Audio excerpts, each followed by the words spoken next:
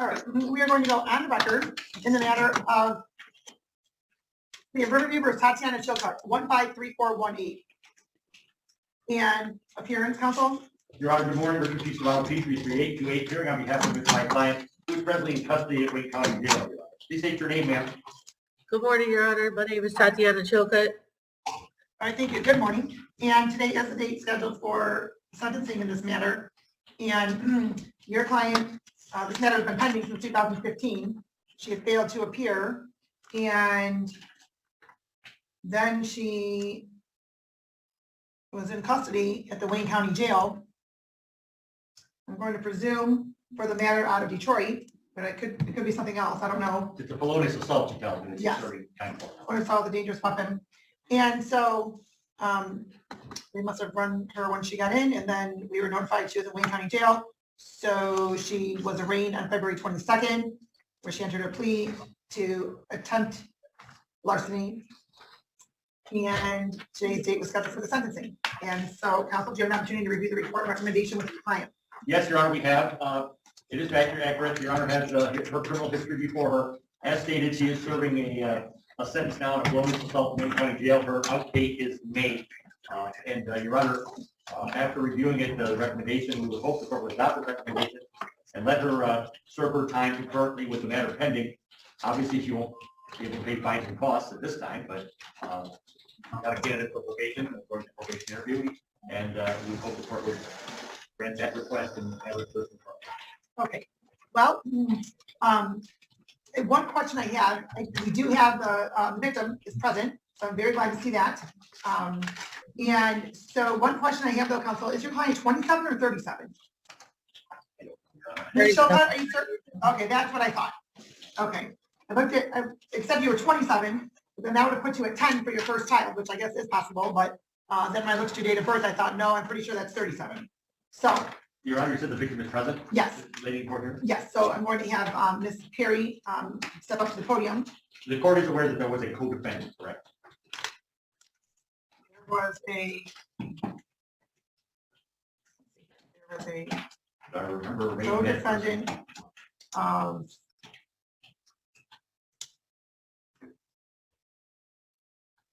well, there's some other names in here, but that was unknown if those were aliases or people. Who do you believe is the co-defendant, counsel? Your Honor, it was whoever her ex-boyfriend was. What was his name, ma'am? Marlon Jackson is the father of my child. All I'm saying is if Oh, there's yes. restitution, then it should be divided equally if the court needs that. Well, what happened to Mr. Jackson? Did he plead guilty or? I don't know. I just remember seeing that. I didn't have to. All right, well, I can look to see what happened with that, but any restitution would be jointly and separately, so that way between her and Mr. Jackson figure out which one's going to be paying that, presumably, or getting it back from him or what have you. But all right, so Ms. Perry, I'm going to have you step over to the podium. And if you could please state and spell your first and last names for the record, please. Linda Perry, Lindaperry. All right, thank you very much. And I'm glad to see that you were present. I know that there's a victim's rights letter mailed to you. And so what would you like the court to know, ma'am? I just wanted to know that they were opening accounts, closing my accounts. I was closing my accounts, they were reopening my accounts. They did try to get $3,389 out of my checking, which I didn't have that much in there. And it was stated that they were going to pay off my one, get that out, pay off my one loan so they could take more money out. They did go to discount higher and spend over $2,800 in meals and rims. In fact, when the detective went up to their home residency, laying right on top on the table was a bunch of receipts and stuff. And the detective told me my discount tire thing was right on top. And they went into my Best Buy, got stuff. They went into my Capital One and put stuff on that. They went into my BP and tried to up that. Myself, I had to report fraud on everything. So it didn't affect me because I was right on top of everything. I had 3 addresses that was on where Danielle was going to. And I would go to the detective every day, giving them information. My bank, I went to my bank because they got hold of me. And they tried to send out cards, change the address. And my credit union, they did, I went on a Friday to get everything changed, all my passwords. Sunday, I went into my account to recheck it, and I couldn't get into my account because they had changed all of my passwords and everything. And the teller that was taking care of me said she don't know how that was done, but they were really sneaky snakes. So did you know Ms. Chilcott? No, never seen them, don't know. Detective went up there and talked to them, interrogated her. I think that's the one they interrogated. And that's Went up when he- where? In Detroit to the address. Oh, okay. Detective did. He called me to let me know when he went up to the home. She was the only one there. There was an upper flat. She was the only one there at the home at that time. And there was all the paperwork there. And she said she was getting paid. He told me $50 or $100, $50, I believe he said, for every letter that she received. And then she would give it to her boyfriend, which her boyfriend wasn't there at that time. But it just caused a lot of because we had two jobs for her daughter. A year before that, so all this was coming out, and it was just so much stress on myself and my family at this time. And because we had other issues going on with my family. So, and then I ended up getting cancer the same year. So it was terrible. And for these people to do that, they need to go up and get a job. You know, it's devastating how they do people. You know, like I said, I was right on top of everything. And I had family that was in, you know, and I was kind of helping with everything too. And then my detective was helping me. But we did, like I said, I'm just the anxiety and the grief and everything put so much stress on me at that time. And they were opening accounts. They tried to open a Sam's Club. I had never been to Sam's Club account. They sent me a letter. Like I said, they had to send Mary's address in Detroit. That's where everything was being sent, but they had two other. I had 3 names of people we checked on that was supposed to be at that residency. And, you know, I think they should get the max. And when I talked to Detroit, what's up there, and she said that it's a thing that goes on, and it's that does this. But All right, thank you very much, Ms. Perry. Ms. Chilcott, Yes, how did ma'am. you end up getting this? Did you hear everything Ms. Perry said? Yes, I heard what she said. How did you get her information? I didn't have any knowledge of her information. My child's father asked me to receive some mail, and that's the only part I played was receive the mail. I didn't know what was in the mail, what he was planning to do with the mail, or what cards came, or any of that information. And that's why I cooperated with the police and told them that this was who it was from. Really, because in your statement that you gave to probation, you don't even remember talking to the police. I don't remember talking to them. It was so long ago. Did you live with Mr. Jackson? No, I lived at St. Mary's in, at the time that I talked to the probation department, I didn't remember talking to them, but I do remember them coming out to my house, and I gave them information on who the perpetrator was, which was my child's father. Okay, so ma'am, here's what I'm going to say, right? Was the mail coming in your name or somebody else's name to the address? I didn't know until it came what mail, what name was on it. And that wasn't my question. The mail that came to the home, was it in your name or somebody else's name at your address? Somebody else's name. Okay, so you didn't think that there was something odd about it coming in somebody else's name to your address that didn't live there? No, not at the time. Some random person that you didn't even know, that name was on the address coming to your house. And you didn't think that was odd? I honestly didn't even really pay attention to the mail like that.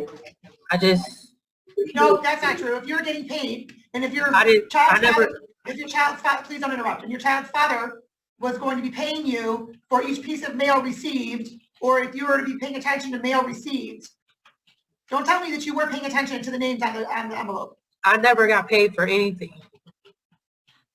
Okay, yet you have a history of attempted financial transaction device, illegal sale, felony financial transaction device possession. And so now you want me to believe that you had no idea as to what was going on with this information.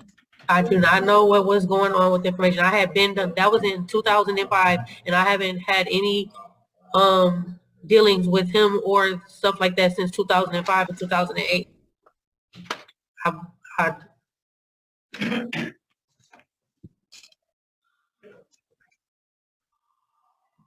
Well, counsel, anything else?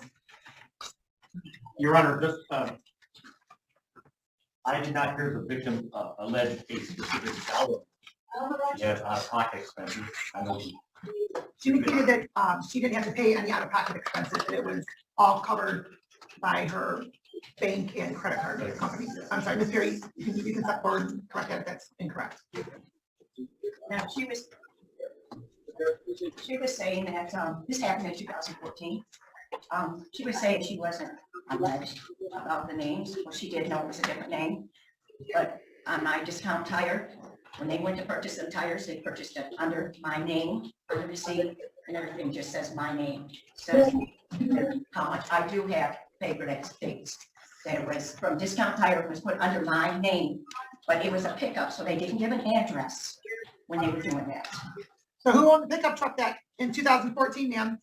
That's what I'm saying. I don't know any of the information what he used. That's why I gave the police his name and said that anything that happened with anybody's account, you have to go after him because I don't know anything. I don't deal with him in that manner. The only dealings that I have with my child's father is on account of my son. I haven't done anything fraudulent with him since 2005 and 2008. Well, in 2014, I didn't know what mail was getting sent there. I didn't pay attention to it. I just gave him whatever mail that he asked for. okay, so why were there receipts at your home with Miss Perry's name on them? I have no idea. You didn't live together, you said? No, we didn't live together. Yet receipts with her name on them were at your home.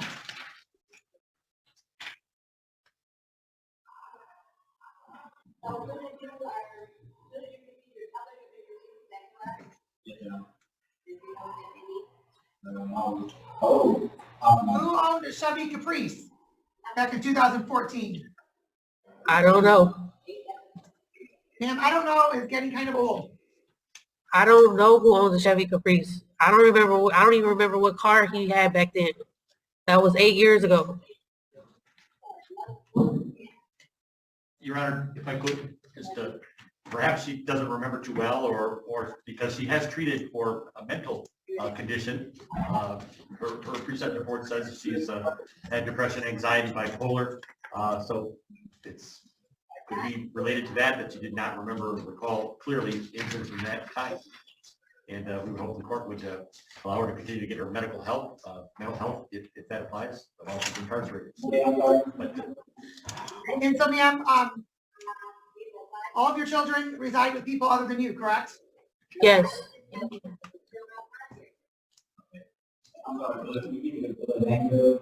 They reside with three of them reside with their father, and one is in a guardianship while I'm in custody. Okay. And does the 16, 13, and 12-year-old have the same father or different fathers? All of them have different fathers, Your Honor. Okay. And Ms. Perry, Yes. did you have any out-of-pocket expenses? No, I had to go and file papers on everything, and a lot of stuff we did catch, because I was right onto it in my detective. Okay, I was taking stuff to him right away, and he was doing what he had to do. all right. And well, I'm pleased to hear that you didn't have any out-of-pocket expenses.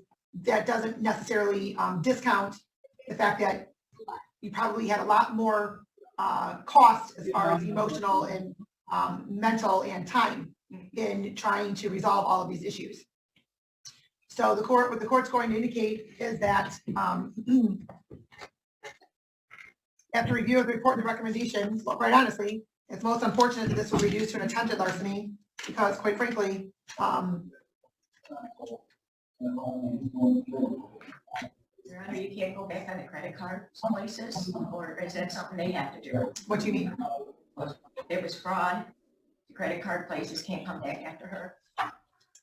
Well, they may be able to, I don't know, and I'm not familiar with the statute of limitations, I don't know. But I will also state that Because this matter was in 2015, which I believe was kind of right at the start of when a lot of fraudulent, or 2014, when a lot of the fraudulent activities, statutes and such were coming out. Quite frankly, I think that Ms. Chilcutt, had it been more recent, would have been charged with felonies.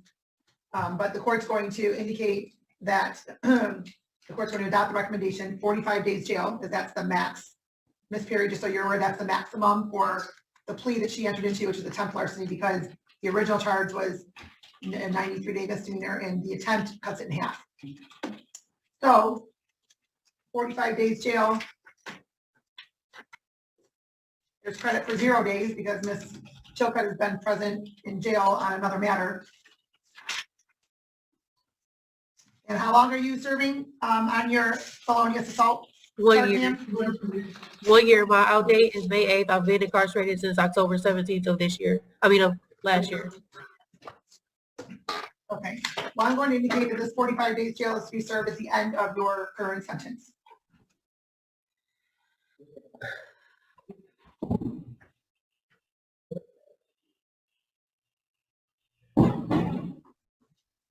All right. And the court's going to suspend fines and costs at this point. All right. Anything else, counsel? Nothing further, Your Honor.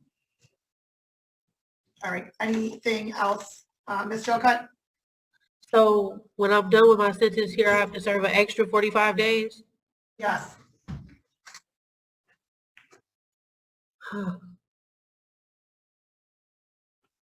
It's no way to run it concurrent? Because I was supposed to. No, this court's not running it concurrent. You have similar convictions on your criminal record. You also, in the time that this matter was out with warrant, you have an operating while impaired, disorderly person, operating while visibly impaired, and felonious assault. You also have 2 warrants out of 36 district court. So no. And it's obvious that the impact that your actions had on Ms. Perry have meant really nothing. You haven't apologized. You haven't expressed remorse. Nothing. I wasn't given a chance to say anything. I was waiting until you gave me a chance to speak on my behalf of what happened. Okay, ma'am, I just asked if there was anything else, and your only question was when your outdate wouldn't be in May anymore. You didn't ask if you could address Ms. Perry. You didn't ask any of that. Did you tell your attorney you wanted to talk to the court? You wanted to address the court? No, I did not. Okay, so what was it you'd like to say, ma'am? I didn't get a chance. I was trying to get a chance to explain on my first court date that I know that I have previous dealings with my child's father for previous cases, but I had moved forward past that point in my life, and I haven't done anything fraudulent since those years, the years that are previously on my cases. I've made sure to stay out of any dealings with him. As far as that, the only dealings that I have with him is as far as my son, because my son is placed with him right now while I'm in custody. And I apologize if you had any emotional distress, any financial hardships. I did not know, I wasn't aware of any of this until the police came to my house looking for him and looking for information. And I did cooperate fully with the police to tell them who the person was that they needed to find out. And I believe he did 18 months in prison for the charges back then. And yet he still has custody, your child was still placed with him? Yes.